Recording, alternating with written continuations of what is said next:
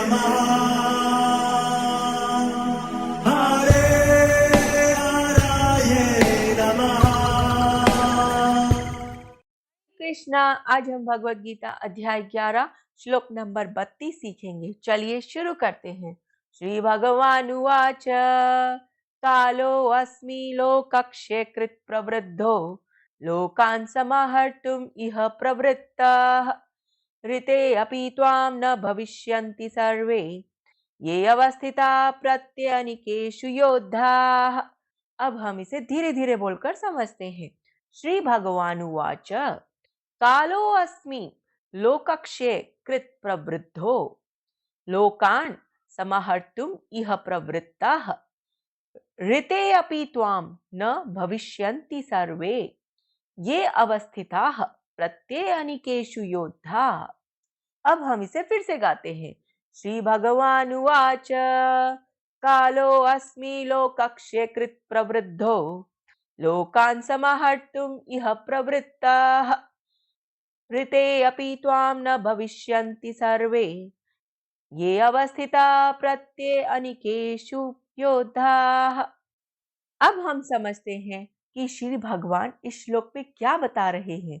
भगवान ने कहा समस्त जगतों को विनष्ट करने वाला काल मैं हूँ और मैं यहाँ समस्त लोगों का विनाश करने के लिए आया हूँ। तुम्हारे पांडवों के सिवा दोनों पक्षों के सारे योद्धा मारे जाएंगे। हरे कृष्णा। चलिए अब हम महाप्रेम प्रभु जी से इस श्लोक के बारे में और अच्छे से समझते हैं। हरे कृष्णा जी। तो अर्जुन के प्रश्न करने पर भगवान श्री कृष्ण बहुत दया करके यह बात बोलते हैं कि वे कौन है और वे यहाँ पर क्यों प्रकट हुए हैं। तो पहला बोलते हैं वे कौन है, तो भगवान श्री कृष्ण बोलते हैं कालोस्मि, मैं काल हूं। काल का मतलब होता है समय। तो समय क्या करता है, सबका भक्षण कर लेता है। तो यहां पे बोला गया लोक क्षय, सविस्त लोकों में जो ये योद्धा है वो सब के सब का विनाश करने के लिए मैं आया हूं। और ये बहुत महत्वपूर्ण श्लोक है। बड़े बड़े राजा लोग, बड़े बड़े दिग्गज लोग वो कहां चले गए, वे सब के सब काल के मुखों में प्रवेश कर चुके हैं। तो ये समय है जो सबका शासक है। और इसमें खास बात हमको ये पता चलती है कि ये जो समय है यह भगवान श्री कृष्ण की शक्ति है। कई लोग सोचते हैं अरे घड़ी बंद कर देंगे हम तो समय के चक्कर से बाहर निकल जाएंगे। नहीं, भले ही हम घड़ी बंद करके बैठ जाएं पर वो समय चल रहा है और धीमे धीमे हर एक विनाश की ओर बढ़ रहा है। अब जब सब के सब लोग मृत्यु की ओर बढ़ रहे हैं तो उनको किस तरह की मृत्यु स्वीकार है। या तो वो नदी की तरह समुद्र में मिलने के लिए तैयार है या एक कीट पतंग अग्नि में प्रवेश करने के लिए तैयार है। तो मृत्यु सबकी है पर निर्णय हमको लेना है किस तरह की मृत्यु को हमको चयन करना है। या तो भगवान की भक्ति कर कर मृत्यु के रूप में भगवान जब प्रकट होते हैं तो भक्त का मिलन होता है भगवान से। तो ऐसी मृत्यु चाहिए या एक कीट पतंग जब अग्नि में प्रवेश करके अपने आप को नष्ट करते हैं ऐसी मृत्यु चाहिए। तो दोनों के दोनों काल स्वरूप भगवान की शक्ति के द्वारा इस संसार से बाहर निकल जाते हैं। पर जो भक्त होता है उनको मृत्यु का भय नहीं होता, क्योंकि वे क्या देखते हैं, वे भगवान श्री कृष्ण के मुखमंडल को देखते हैं।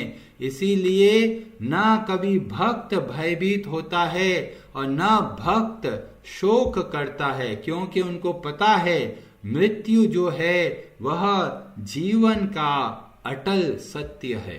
जो इस बात को नहीं समझते वे ही भगवान को दोष देते हैं, बोलते हैं मेरे पिताजी को मार दिया, मेरी माताजी को मार दिया, और बहुत दुख और पश्चाताप करते हैं। पर वो समझ नहीं पाते कि ये जो मृत्यु है ये हमें बहुत सारी शिक्षाएं देती है।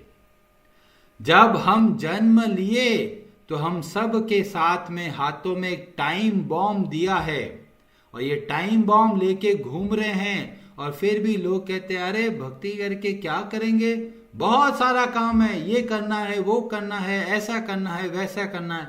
पर ये भूल जाते हैं ये टाइम बॉम्ब समय बीतता जा रहा है और न जाने कब ये मृत्यु का क्षण हमारे सामने आ सकता है। इसीलिए हमारे सारे शास्त्र हमको शिक्षा देते हैं ये समय बहुत अमूल्य है, इसको इधर उधर व्यर्थ मत कीजिए, नियम से भगवान की भक्ति कीजिए। चाहे 24 घंटे में से 23 घंटे बिजी हैं, 1 घंटा भगवान के लिए अवश्य निकालिए। चाहे दुनिया इधर की उधर हो जाए, जो भगवान को दिया गया समय है वह कभी नष्ट नहीं होता। उसके अलावा घर बना रहे हैं, कोई पैसा कमा रहा है, कोई ये कर रहा है, कोई वह कर रहा है, ये कोई ना कोई काम नहीं आने वाला। जब प्राण कंठ पे आ जाएंगे तो बस ये देखा जाएगा कि आपने कितना समय भगवान को दिया।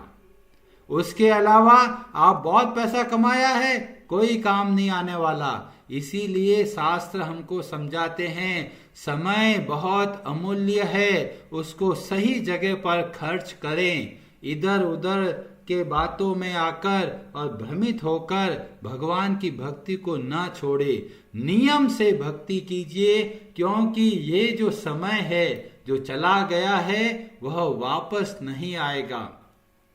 कई लोग सोचते हैं अरे बहुत समय पड़ा है, तो आप ये गलती करते हैं। समय इतना तेजी से बीत रहा है। अर्जुन उदाहरण देते हैं जैसे नदी समुद्र की ओर जाती है, जैसे कीट पतंग अग्नि में किस गति से जाते हैं उतनी गति से हम अपने मृत्यु की ओर बढ़ रहे हैं। क्या तैयारी है हमारी? जब मृत्यु हमारे सामने आएगी आप बोलोगे मैं अपने बच्चे को खाना खिला देती हूं, पहले ये कर लेता हूं, पहले वो कर लेता हूं। कोई नहीं काम आएगा। काम आएगा कि आपने कितना भगवान के नाम का जप किया है। जितना अच्छे से भगवान के नाम का जप किया है वह मृत्यु के पल में हमारा सबसे बड़ा सहयोगी होगा। कई लोग सोचते हैं अरे ये तो बहुत शक्तिशाली लोग हैं, तो उदाहरण मिलता है कि जैसे एक बहुत बड़ा जो बादल होता है इतना विशाल, उसको कौन बहा के लेके जाता है? वायु, हवा उसको बड़े बड़े जो बादल है उसको हिला के रख देती है। ऐसे ही समय जो दिखता नहीं है पर जिसकी वजह से पूरा संसार भाग रहा है, और यह कौन है? यह भगवान की शक्ति है। और हमारे शास्त्र हमको बहुत तरह का ज्ञान बताते हैं और हमें चेतावनी देते हैं कि समय का कितना महत्व है। महाभारत में कथा मिलती है वन पर्व के अंदर युधिष्ठिर और यक्ष की कथा। वह मिलती है आरण्य पर्व में और अध्याय है 313 जिसका शीर्षक है यक्ष प्रश्न। उसमें यक्ष कुछ बहुत महत्वपूर्ण प्रश्न करते हैं और युधिष्ठिर बहुत बड़े धर्मराज के मूर्ति स्वरूप है और वो जवाब देते हैं और ऐसे ऐसे प्रश्न करते हैं जो आज भी हमारे लिए बहुत प्रेरणादायक है।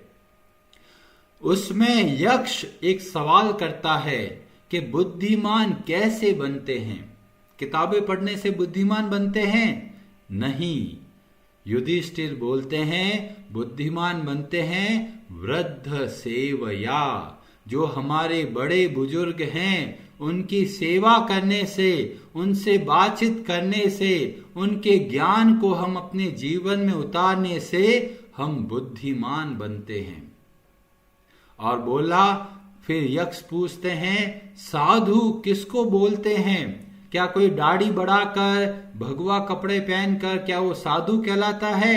युधिष्ठिर बोलते हैं नहीं, साधु वह है जो सर्वभूत हिते, जो समस्त प्राणियों के भलाई में लगा हुआ है, वही वास्तव में साधु है।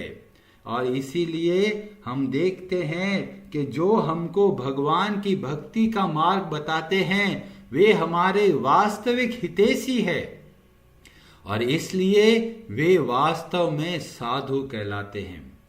और यक्ष सवाल पूछता है कि संसार का सबसे बड़ा आश्चर्य क्या है? और युधिष्ठिर बोलते हैं अहन्य हनि भूतानि गच्छन्तिह यमालयः। हर क्षण लोग मर रहे हैं, जा रहे हैं। कहां जा रहे हैं? यमालय, यमराज की नगरी को जा रहे हैं। और शेषा, जो शेष बच गए वो क्या सोचते हैं? स्थावरम इच्छन्ति, वो सोचते हैं अभी तो हमारे पास बहुत समय है। जो लोग शेष बच गए हैं, किमा आश्चर्य मतः परम, इससे बड़ा आश्चर्य इस संसार में क्या होगा? इतने लोग मर रहे हैं और जो बाकी बचे हैं वो सोचते हैं अरे हमारे पास बहुत समय है। कितना बड़ा आश्चर्य है। और एक बहुत महत्वपूर्ण प्रश्न यक्ष पूछते हैं, किस रास्ते पे हमको चलना है? कोई बोलता है यहां चलो, कोई बोलता है वहां चलो, कोई बोलता है मैं अपने मन के हिसाब से चलूंगा।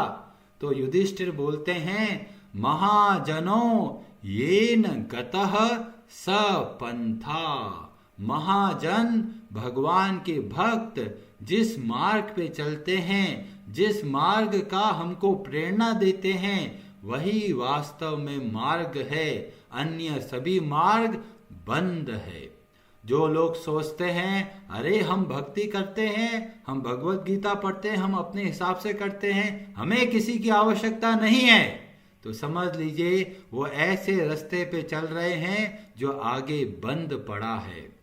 हमको उस रास्ते पे चलना है जो रास्ता हमें भक्तों ने बताया है, किस तरह से हमको भक्ति करके अपने जीवन को सार्थक बनाना है।